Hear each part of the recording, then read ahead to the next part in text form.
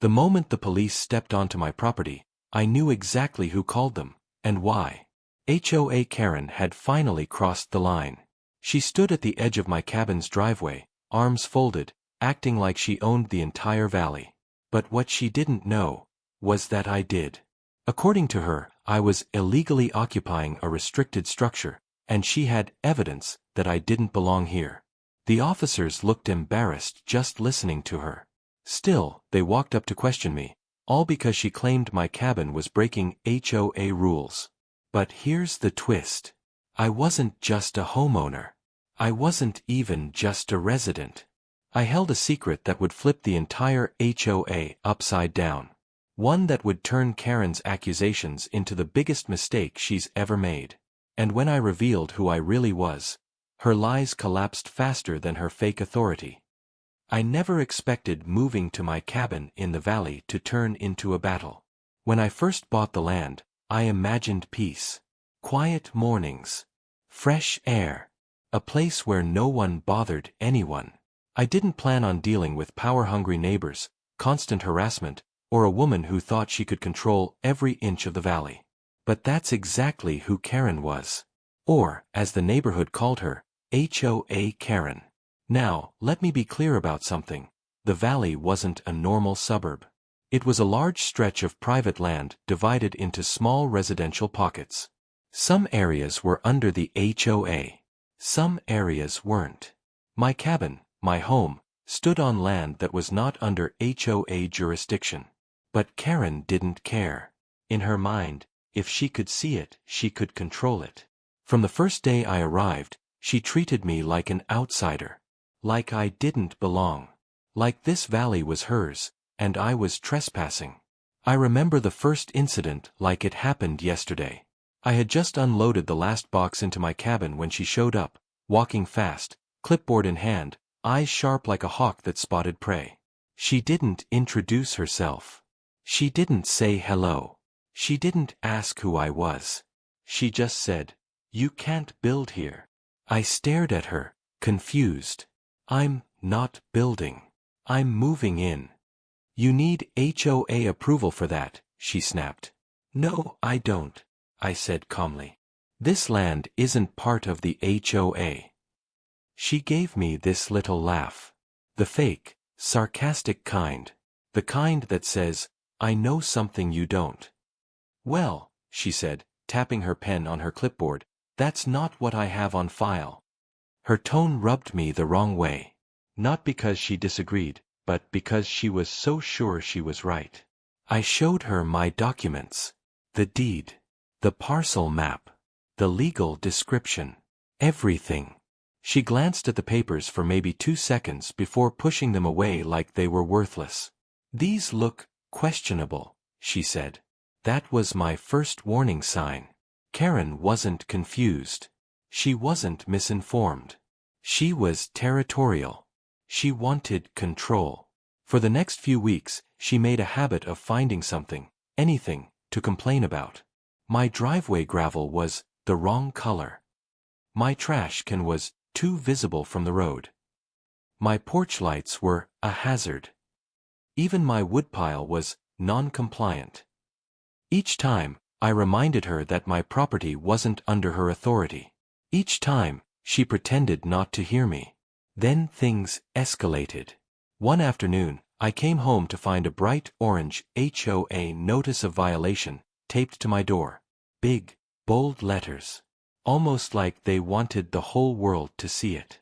It accused me of having an unapproved structure. I stood there staring at the paper, feeling something shift inside me. Annoyance. Frustration. A slow burn that told me this wasn't going to end on its own. I took the notice down and walked straight to the HOA office. When I asked for the president, a receptionist told me, "She's busy." I said, "Then tell her the owner of parcel 47C is here." Within seconds, Karen stormed out. "What are you doing here?" she demanded. "You taped a violation notice to my home," I said. "I need you to remove it." She didn't even blink. "You're breaking HOA rules. You must bring your structure to compliance or vacate the premises." My land isn't under HOA authority, I repeated. And you know that. She crossed her arms and leaned forward like she was speaking to a misbehaving child. We'll see about that. I have friends in the county office. That was the moment I knew things were going to get worse before they got better. Over the next month, Karen made my life miserable. She filed complaints with the county. She sent me letters demanding inspections. She photographed my cabin from the road every morning and evening. She even harassed delivery drivers coming to my property. And every time I confronted her, she twisted the story like I was the problem. But I took it all quietly, patiently, because I knew something she didn't. Something she couldn't even imagine. I wasn't just the owner of a cabin on the hill. I wasn't just the guy who bought a piece of land outside her reach. I owned more than she thought. Much more. But I kept that information to myself. Because sometimes, letting people dig their own grave is better than stopping them. Then came the day everything snapped. It was early morning, around 7 a.m. The fog hadn't lifted yet, and the valley was quiet in that peaceful, sleepy way. I was inside making coffee when I heard footsteps on the porch. 3 sharp knocks shook the door. When I opened it, 2 county sheriff deputies were standing there. "Sir, we received a report of illegal occupancy and a possible trespassing situation." Behind them, arms crossed, wearing her usual smug expression, stood Karen. She looked victorious. Like she had finally caught me. My stomach tightened. Not out of fear, but out of disbelief, she actually called the police on me. The deputy asked for my ID. I handed it to him without hesitation. Karen immediately started talking over everyone.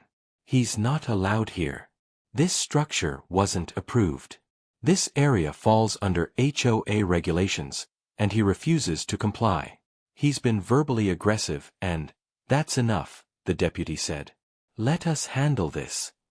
Karen backed up but continued staring at me like she was waiting to see me dragged away. The deputies were polite, but firm. They walked around the property, asked me a few questions, checked my paperwork. Karen followed them like a shadow, chiming in with accusations every 2 minutes. He didn't file the right forms. He lied about where the property line is. He's squatting, he's not the real owner. Squatting. That one actually made me laugh. Finally, one of the deputies asked, "Do you have proof of ownership?" I said, "Yes, but I think you're going to want to see the full documents." I went inside, grabbed the sealed folder I hoped I'd never have to use, and handed it to them. It included the deed to my cabin, the land title parcel ownership records, and the important part, the Valley Ownership Trust papers showing that I wasn't just a homeowner. I was part owner of the entire Valley Land Trust. Not 1 acre. Not 1 cabin. But a significant percentage of the valley that the HOA's rules were built on. Within seconds of opening the folder, the deputy's expression changed. Karen noticed. Her smile faltered. "What's that?" she asked, trying to peek. The deputy didn't answer. Instead, he closed the folder, turned to me, and said, "Sir, thank you. This clears things up. You're perfectly within your rights." Then he turned to Karen. "Ma'am, we're going to need you to step back." Her face twisted. "What? What do you mean? He's trespassing." "No," the deputy said firmly. "He's not." She looked at me like the world was collapsing around her. And I just stood there, calm, watching everything shift. She had no idea that today would be the day her lies started to fall apart. And she had no idea the revenge coming her way. When the deputies drove away, the valley fell quiet again. But it wasn't a peaceful quiet. It was the kind of silence that hangs in the air after something big happens, something that doesn't go back to normal. Karen didn't leave right away. She stood on the edge of my property, frozen, like she didn't understand what just happened. Like she needed a moment to process that the police didn't drag me off her land. She looked at me with a mixture of confusion and disbelief. The expression on her face said everything. This wasn't how the story was supposed to go. "Finally," she muttered. "This isn't over." Then she turned and stormed down my driveway, her shoes crunching on the gravel with angry little steps. I didn't respond. I didn't chase after her. I didn't even feel angry. I felt tired. Tired of the harassment. Tired of the false accusations. Tired of being treated like I didn't belong in a place I helped preserve. But beneath the exhaustion, something else was building, something calm and firm. Resolve. I wasn't going to let this continue. Not anymore. I had stayed quiet long enough. The days after the incident the next morning, something shifted in the neighborhood. People who usually waved at me on their morning walks avoided eye contact. Others whispered to each other when I passed by. A few even crossed the street to stay away. Word spreads fast in valley communities. Karen must have told everyone her version of the story. And knowing her, she probably twisted the truth with every retelling. "He's dangerous. He argued with the police. He forged papers. He's building illegally. He's planning something shady." She had always been good at spinning narratives. But now she was desperate. Because my documents didn't just prove I owned my cabin. They proved something Karen never expected. I was legally part of the Valley Conservation Trust, the organization that owned the undeveloped land surrounding the HOA neighborhoods. Land whose easement rights the HOA needed for their walking trails, water lines, and even emergency access. In simpler terms, the HOA depended on the land I co-owned. And Karen just picked a fight with one of the people who kept the valley running. But I didn't want to reveal that. Not yet. Because once I did, everything would change. Fast and dramatically. Karen doubles down on the third day after the police incident. I found a letter taped to my cabin door again. A new violation notice. This one said, "Unauthorized modification to exterior structure. Must be corrected within 72 hours. The unauthorized modification? A gutter I installed so rainwater wouldn't pool near the foundation. Something any normal neighbor would consider responsible. But to Karen, it was an opportunity. I took the notice down calmly and set it on my kitchen table. Then I grabbed my phone and took photos of it. Not to report her, but to keep a record. Karen didn't know that I documented everything. Every visit. Every notice. Every unreasonable demand. Even the time she trespassed onto my land to measure my porch for compliance. I had months of evidence showing her abuse of authority. But I still wasn't ready for revenge. Not until she crossed one more line. And that line came faster than I expected. The block meeting 2 days later, I received a folded paper in my mailbox. No envelope. No signature. It simply said, "Mandatory community block meeting. Attendance required." Required. For a community I wasn't even part of? At this point, I knew exactly who organized it. Sure enough, when I arrived at the small park area near the HOA clubhouse, Karen stood at the front with her clipboard and her loyal board members behind her like a little army. Chairs were arranged in neat rows. Maybe 20 or 30 neighbors sat down, chatting.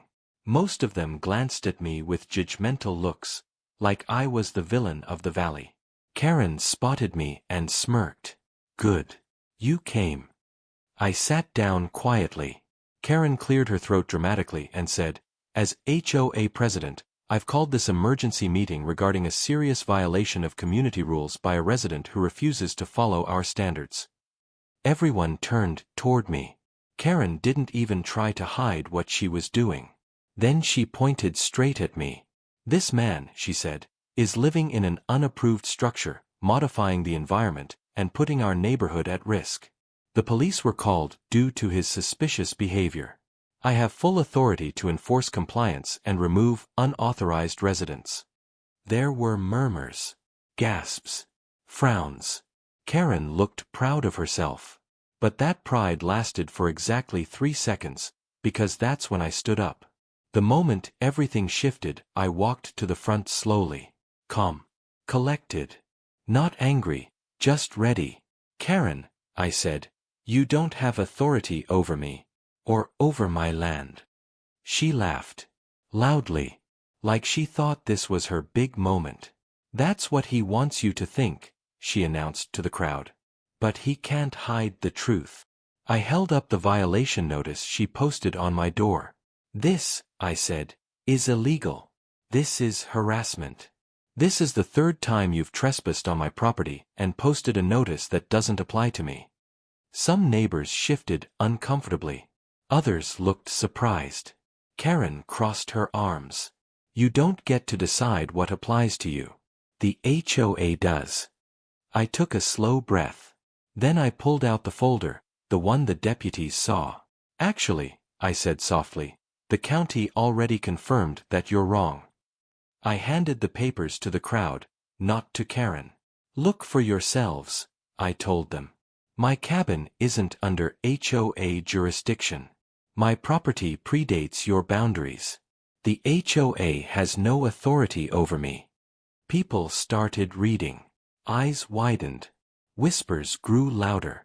Karen's face tightened. That doesn't matter, she snapped. He's still a danger to the community. He's been aggressive. Karen, I cut in.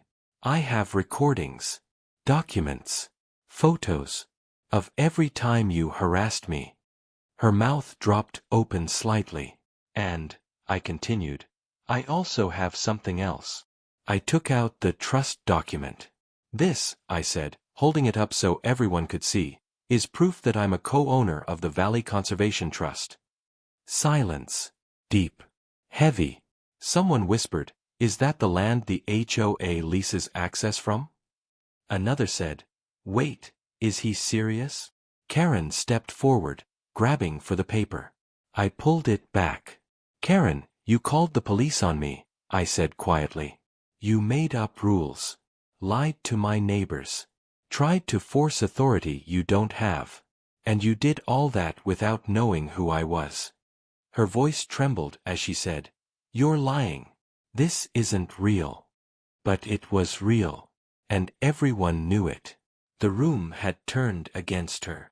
She looked around desperately, at neighbors, at board members, at anyone who would defend her.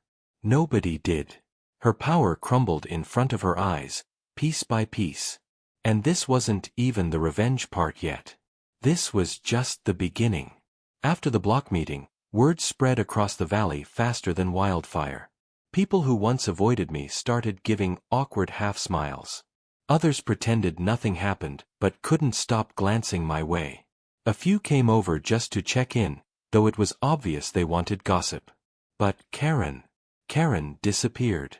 Not physically. She still lived 2 streets down. But she stopped marching around with her clipboard. She stopped patrolling the neighborhood like a self-appointed sheriff. And for the first time since I moved in, I didn't see her glaring at me from the road or snapping photos of my cabin. It was strange. Almost unsettling. Because deep down, I knew someone like Karen didn't just give up. She regrouped. She recalculated. She prepared. People like her don't accept defeat. They plan their next move. A new kind of tension. The valley felt different. Before, it was Karen's playground. Now, it felt like a place waiting for something to happen. Neighbors whispered. Board members acted nervous. Even passing cars slowed down near my driveway, like people were curious if something else had happened since the meeting. I didn't blame them.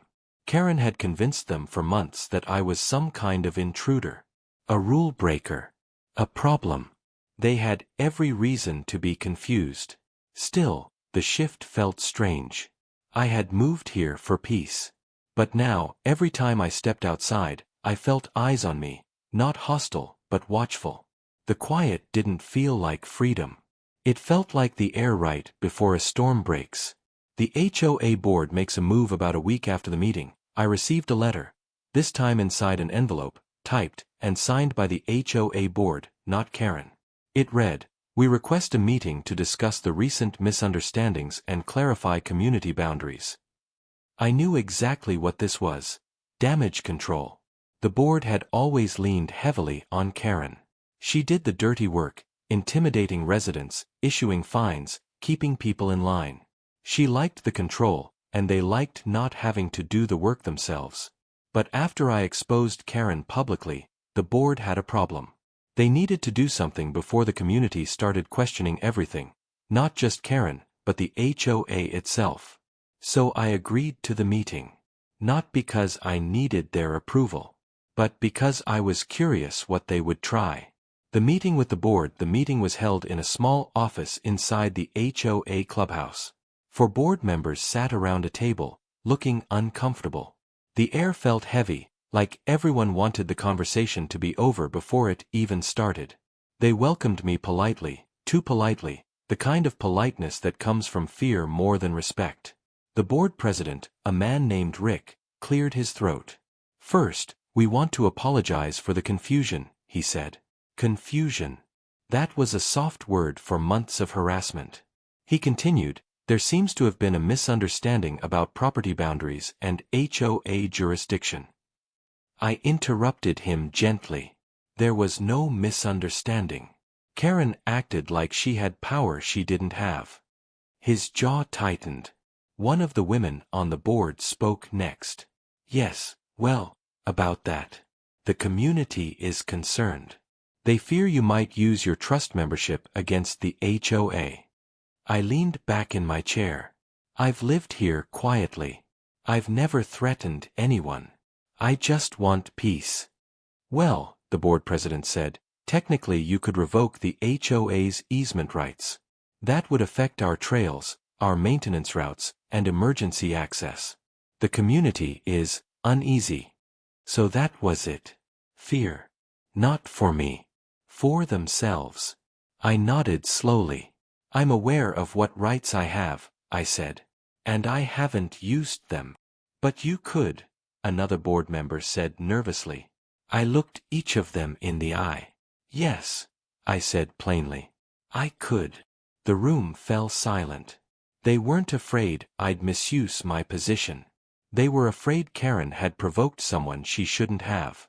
After a moment, I spoke again. "I'm not here to cause trouble. I moved here for peace. But I won't tolerate harassment. I won't tolerate lies. And I won't tolerate someone abusing authority." They exchanged uneasy glances. Finally, the board president said, "We understand. And we're taking appropriate action." I raised an eyebrow. "Against Karen?" They paused. Then nodded. "She's been suspended from her position as HOA president for 60 days while we review her conduct," he said. Suspended. Not removed. But it was something. I left the meeting satisfied, but not relieved. Because Karen wasn't going to take that lightly. The calm that didn't last for the next few days, everything felt strangely peaceful. I worked on repairing my cabin steps. I cleared some fallen branches after a storm. I even took a long walk along the valley trail. No one bothered me. It felt normal. But that's the thing about the quiet before a storm. It tricks you. On the 4th morning of this peace, I noticed something off. A small detail, but one that stood out immediately because of how unusual it was. My front gate was slightly open. I always kept it shut. Always. It was habit. I stepped outside and noticed tire marks near the entrance. They weren't mine. They weren't from delivery trucks. They looked like the kind of narrow tires golf carts used, like the ones HOA board members had access to. My jaw tightened.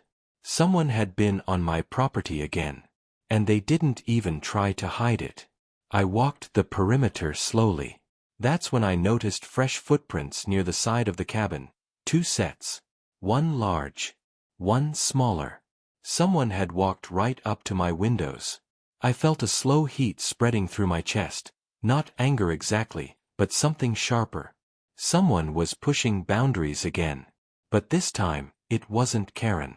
She wouldn't risk it while suspended. This was someone else from the HOA. Maybe to investigate. Maybe to intimidate. Or maybe to gather something they could twist later. Whatever the reason, The message was clear. They weren't done with me. The neighbor who finally spoke up that evening, as I was closing my shutters, I heard a hesitant voice from behind me. Hey. I turned and saw an older neighbor, Mr. Langley. A quiet man in his 60s. Lived nearby but never got involved in the drama. He looked uneasy, glancing around like he didn't want anyone to see him talking to me. "Can I talk to you a second?" he asked. "Of course," I said. He stepped closer. "I think you should know," he whispered. "The HOA board had a meeting. A private one. Karen wasn't there. They were talking about options. Ways to limit your influence. Maybe find a way to challenge your trust position." I took a breath, letting that settle. I had expected something like this. But hearing it confirmed made the tension in my chest tighten. He continued, voice even lower. "And someone from the board came by your property earlier today. They said they needed to verify your modifications." I didn't like the sound of it. So I was right. Someone trespassed. Someone else was picking up where Karen left off. "Thank you," I said sincerely. "I appreciate you telling me." He nodded. "I don't think what they're doing is right," he said. "But be careful. They're worried. Scared. People do stupid things when they're scared." Then he walked away quietly, glancing over his shoulder as if expecting someone to question him. And as I watched him go, one thought settled in my mind. This wasn't just about Karen anymore. The HOA had declared a silent war. And the real fight was only beginning. After Mr. Langley warned me, I couldn't shake the feeling that something bigger was unfolding. Karen had been the face of the conflict, the loud voice, the one waving the clipboard like a sword. But now that she was suspended, the HOA board was scrambling in the shadows, quiet, panicked, and unpredictable. And sometimes, the quiet ones were the most dangerous.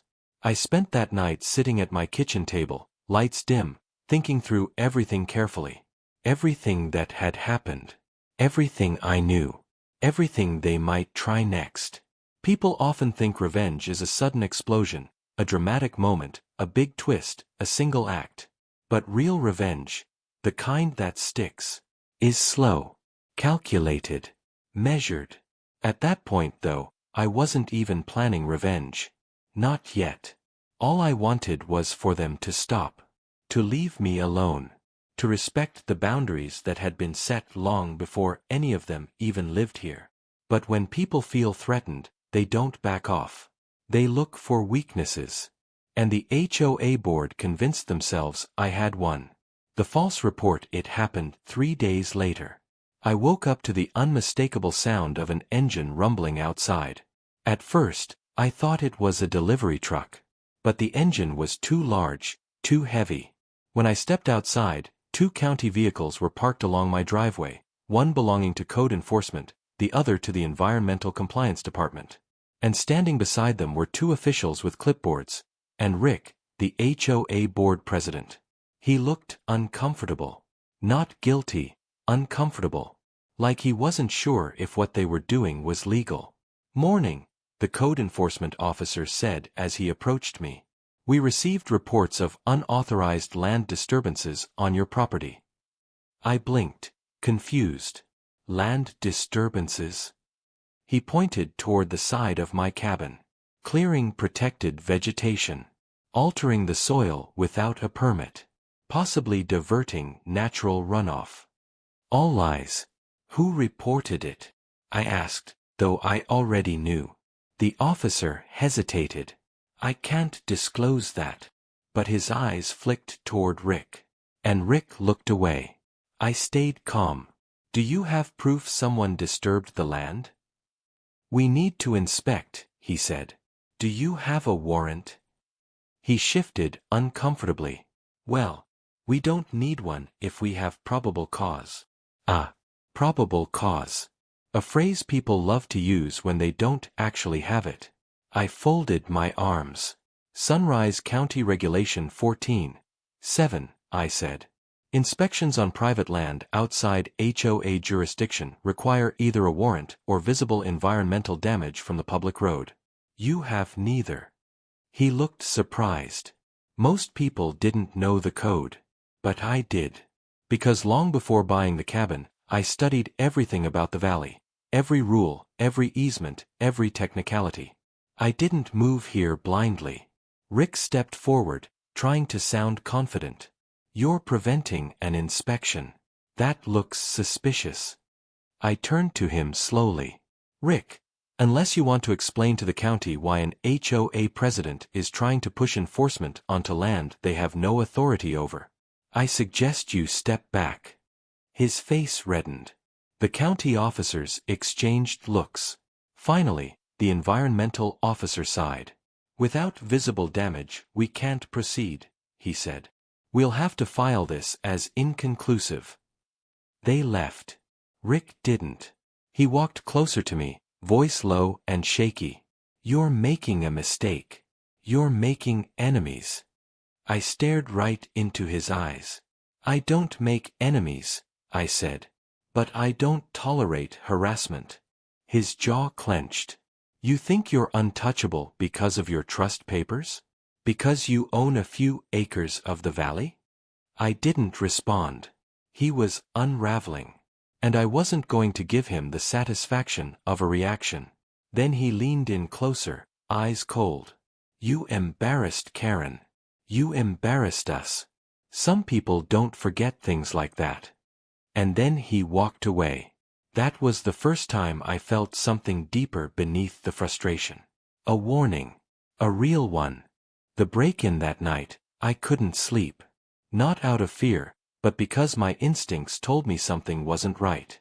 Around 1:30 a.m., I heard a faint crunch outside. A footstep. Not an animal. Too heavy. Too slow. I sat up in bed and listened. Another crunch. Closer.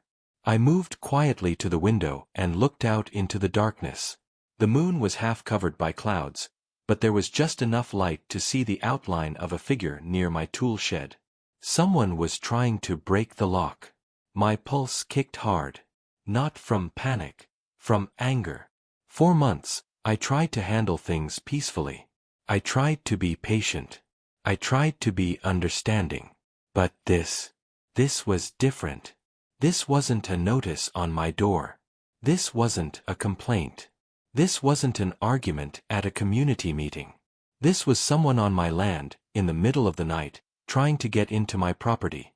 I stepped onto the porch, flicked on the floodlight, and called out, "Stop!"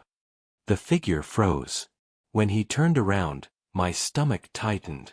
It was one of the HOA board members, Mark. A man who barely spoke during meetings but always sat beside Karen, nodding at everything she said. Now he looked pale in the bright light. I was checking the boundary line, he stammered. At 1:30 in the morning? I asked. We had concerns you were storing prohibited materials, he said. Prohibited by who? I asked. You have no authority here. He swallowed hard. I was just following directions. I stepped closer. Whose directions? He opened his mouth, closed it, and then started backing up slowly. If you make a report, the HOA will defend me, he said weakly. No, I said. They won't. He froze again. Because that's when I opened my phone and pressed play on the recording I had just made. His entire trespass. His lies. His attempt to break in. Every word. Every moment. He panicked. You can't use that. I'll say you provoked me. No, I said. You won't. Because you and I both know I haven't provoked anyone. He looked defeated, completely drained of the confidence he had when he thought the HOA could shield him. Without another word, he ran. Literally ran down my driveway, tripping twice before disappearing into the darkness. And as I watched him vanish, one realization hit me. This wasn't about Karen's ego anymore. This was about something deeper. Something messy. Something the board was hiding. People don't risk crimes for petty HOA drama. Unless the real problem was bigger than anyone knew. The document I wasn't supposed to see 2 days later, something happened that changed everything. A small, unmarked envelope appeared in my mailbox. Inside was a single sheet of paper. A financial statement. An internal HOA report. Something that should never have left their office. At the top, unauthorized easement use log, summary. At the bottom, a list of misused funds, incorrect land surveys, and unauthorized access paths. All built across trust-owned land. Land I co-owned. Land Karen and the board had no right to modify. They were in violation. Serious violation. 4 years. And the board knew it. That's why they were scared of me. That's why they wanted to intimidate me. That's why they tried to frame me. That's why Mark sneaked onto my property. If I reported this, they wouldn't just lose an argument. They'd lose tens of thousands of dollars. Their easements. Their permits. Possibly even their positions. They weren't fighting me.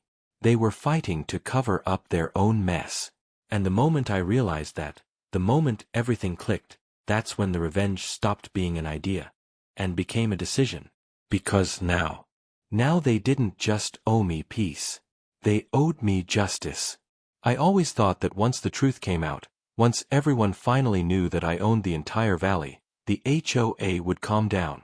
I thought Karen would back off.